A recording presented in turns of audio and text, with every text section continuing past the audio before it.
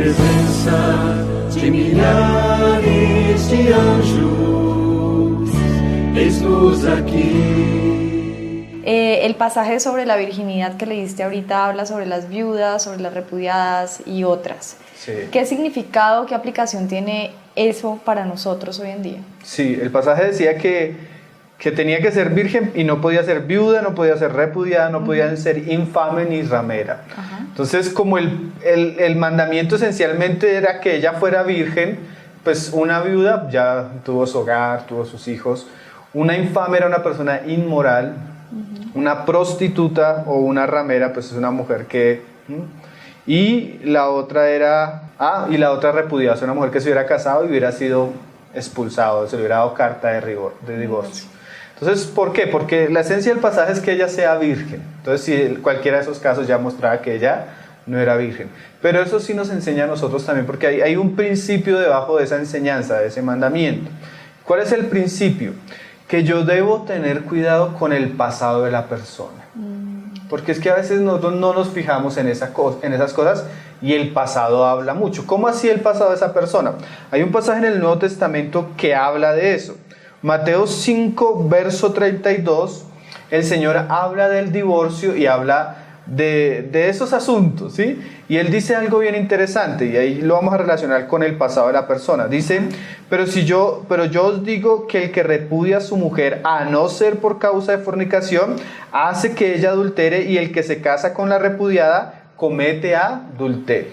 ¿Qué quiere decir eso? Que un hombre se casó, se divorció de una persona ilegítimamente, o sea, por razones que no eran válidas para el divorcio. Hablando de creyentes. Sí, hablando de un creyente, porque ya estamos, los incrédulos los dejamos en el programa Afuera. pasado. Entonces, ya hablando de un creyente, si él se casa y se divorcia ilegítimamente, y pasa el tiempo, y lo conoce una hermana, y él quiere casarse con esa hermana, si ella no conoce el pasado, se está casando con una persona que la está llevando a adulterar. ¿Por qué? Porque el pasaje dice que a no ser por causa de fornicación, que se separen, pero si no fue por fornicación y él se hace una nueva unión, esa nueva unión a los ojos de Dios no es un matrimonio, eso es un adulterio.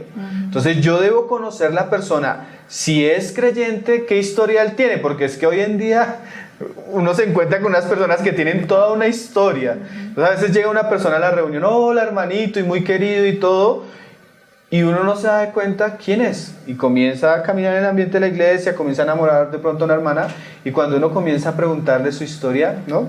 2 divorcios, hijos, esto, y tú comienzas a mirar que es una persona que no da para un nuevo matrimonio, que su pecado su pasado no le permite. Entonces, si bien en nuestro tiempo es permitido de pronto, si una mujer se muere, que se vuelva a casar, ¿sí? O sea, aún la viuda puede volverse a casar, aún la divorciada puede volverse a casar, pero ¿cómo se divorció?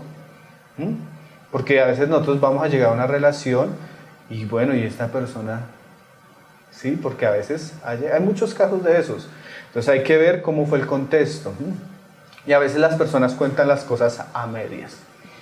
A veces conocemos el caso de el pastor está predicando y se le acerca, oye hermano, ese pastor donde ustedes se reúnen predicando, y yo conozco a la ex esposa, y la ex esposa es cristiana y tiene hijos creyentes, y el hombre abandonó a la ex esposa, ni se divorció, y se juntó con otra hermana, y ahora tiene un hogar y sirven al Señor. Y cuando tú comienzas a mirar la historia, es un hombre que está en pecado.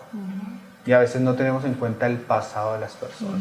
Entonces, este pasaje yo lo aplico más para conocer la historia de las personas. Y como me decía el hermano, y yo dije, pero él contó algo de su historia, la contó a medias. Pero si nosotros tenemos comunión con Dios, debemos andar en luz. Entonces sí se puede restaurar, como decíamos, porque tampoco queremos sesgar a todas las personas que tienen un pasado difícil. Claro. Pero esa persona que viene con un pasado difícil debe llegar a la iglesia, y lo más sano debería decir, yo viví esto, yo hice esto, estoy en esta situación, hermanos. Así Cristo me perdonó y me recibió. Ustedes me reciben, y pues claro que la iglesia lo va a recibir, pero la iglesia lo recibe, pero conoce que Él está en luz. ¿Por qué?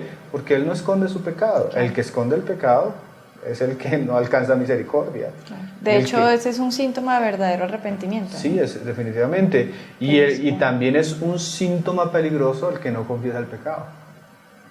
El que se destapa dice está en luz, pero el que oculta cosas es peligroso. Entonces, ¿por qué se divorció? No, ni siquiera se ha divorciado y si quiere estar buscando esto.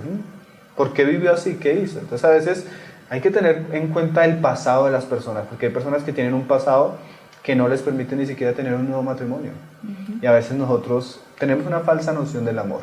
Y sí, Dios perdona, Dios salva, sí, pero una cosa es que Dios perdone, Dios salve, a otra cosa es que permitamos un matrimonio de esos entre nosotros, sabiendo que es un adulterio delante de Dios. Entonces hay que tener cuidado con el pasado de las personas. El otro caso, no solo ver el pasado, sino que yo pienso que más que impositivo el mandamiento, es un mandamiento que guardaba el sacerdote para su oficio, como decía ahorita. ¿Por qué? Ponte tú a pensar, y es que a veces nosotros no pensamos esas cosas. Lo mejor para el sacerdote y su ministerio sería una virgen. ¿Por qué? Por ejemplo, en el caso de la mujer que es viuda. La mujer que es viuda no pecó, se le murió el marido, ya no tiene la culpa, ¿sí? Y hay cosas que a veces nosotros hicimos sin Cristo y llegan personas que sin Cristo, con un pasado, pero que es un pasado que no es pecaminoso, sino fueron las circunstancias, digamos. Pero el sacerdote casarse con esa mujer implicaba casarse con ella y seguramente con los hijos que traía ella.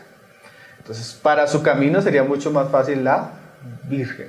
Entonces, hay cosas que son permitidas, que me son lícitas, pero que no me convienen, ¿sí? Entonces, es otra cosa que yo debo saber. La persona tiene este pasado por las cosas que haya sido, no es un asunto ya de pecado, sino se dieron las cosas así, llega así, sí. Y yo cuando estoy pensando relacionarme con ella, yo digo, bueno, no es pecado, ella puede volverse a casar, un ejemplo, pero ¿será que me conviene? ¿Cuánto me conviene?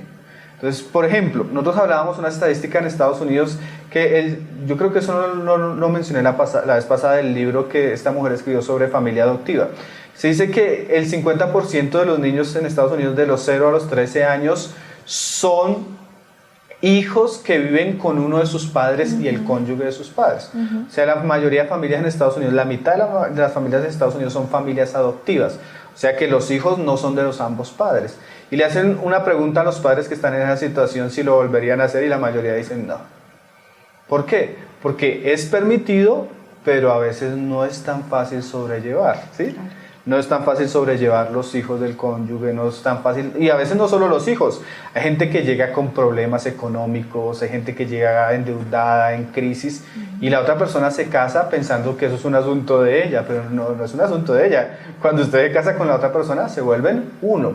Y así mismo pasa con los hijos, no son los hijos de ella o de él. Cuando yo me caso con la otra persona, esos hijos se vuelven mis hijos.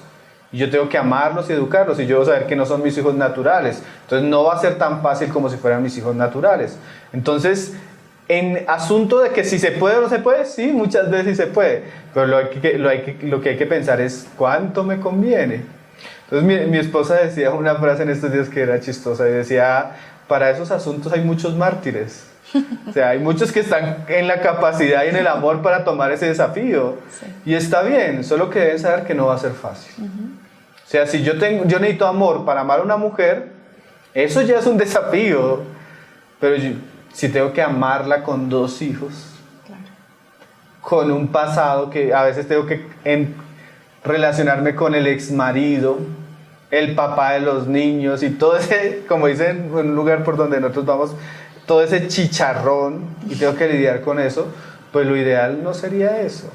Lo ideal sería que pudiéramos quedarnos con personas vírgenes, ¿sí? Que no tengan esos problemas del pasado.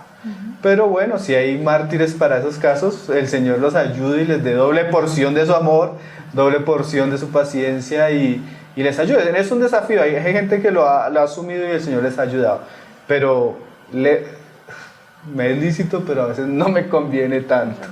Entonces, en esos casos yo pienso que el pasaje nos habla un poco de ese pasado, que a veces nosotros no tenemos en cuenta. Me parece importante resaltar eso, porque muchas personas de hecho se escudan en el hecho de decir que el pasado no importa, que porque el Señor restaura todas las cosas, y si bien lo que entiendo de lo que dices es que el Señor les restaura, analizar el pasado y el comportamiento sí da luz sobre qué tipo de persona pues va a ser la persona con la cual yo voy a casarme. Claro, porque es que Y es que muchas veces los problemas son de que eso fue usted. Eso es no, ya en el matrimonio es solo una sociedad donde solo hay una unidad. Ya no es ella y yo, sino juntos. Juntos en la economía, juntos en el hogar, juntos los hijos. Correcto. Y bueno, el Señor le ayuda a las personas que han tomado ese camino, pero no es un camino fácil. No es un camino fácil. O sea, incrementa los desafíos. Lo ideal sería, pues la palabra enseña cosas para que nosotros pues tengamos una vida un poco más tranquila. Algunos ya pues por todo lo que hicimos no es tan fácil, pero bueno, el Señor nos ayuda también, pero hay que considerarlo, ponerlo en la balanza, porque muchas veces ya cuando comienza en el hogar, comienza, pero usted y usted, pero ¿acaso no lo conoció así? Usted tomó es un reto. Entonces, a veces las personas asumen el reto, pero no son conscientes de que el reto va a implicar mucha presión. Entonces, si lo van a hacer, pues por lo menos sean conscientes. Háganlo con plena voluntad y oren a Dios para que lo ayude, porque van a necesitar la ayuda del Señor. Correcto. Entonces, en este caso, yo pienso que también el mandamiento es muy aplicable en nuestros tiempos. Que no sea esto, que no sea esto, preferiblemente, que no sea esto y que no sea esto. Lo ideal sería una. Na presença de milhares de anjos, eis-nos aqui.